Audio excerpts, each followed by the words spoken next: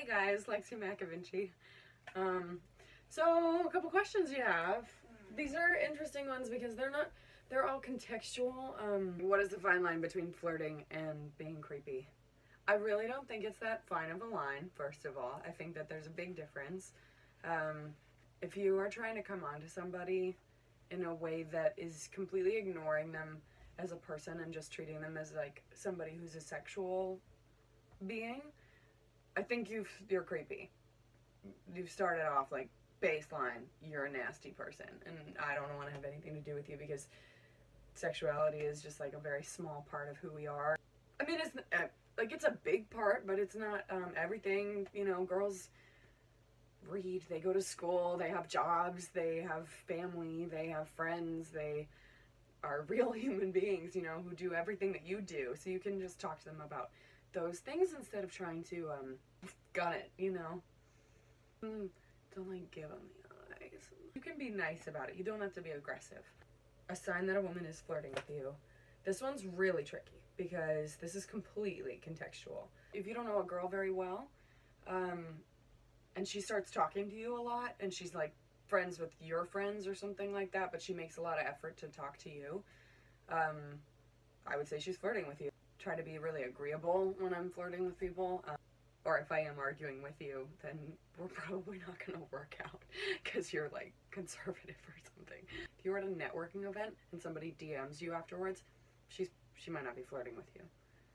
Also, like, I wouldn't take being physically touchy as something that's necessarily flirtation, because that definitely depends on if you've been friend zoned or not. My guy friends who I'm really close with, I'm incredibly like physical with them, you know. I'm not gonna have any boundaries there. I treat them like I treat my girlfriends. I would be wary about thinking that if she's touching you, she's flirting with you necessarily. But she might be.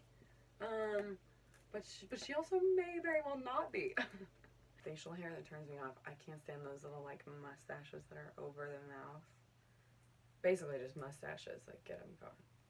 Unless you have a full beard, but don't also have like a beard without a mustache. I would say basically like full beard or nothing. That's my personal opinion.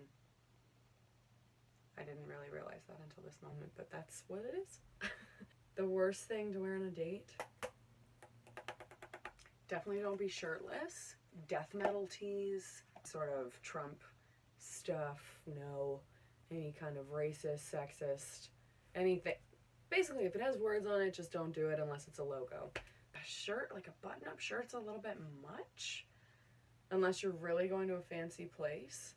But it also, like, as if you're taking somebody out on a date and you decide to go somewhere fancy, then it shows that you really care, that you're like a top-notch kind of person to button up. So don't sag your pants.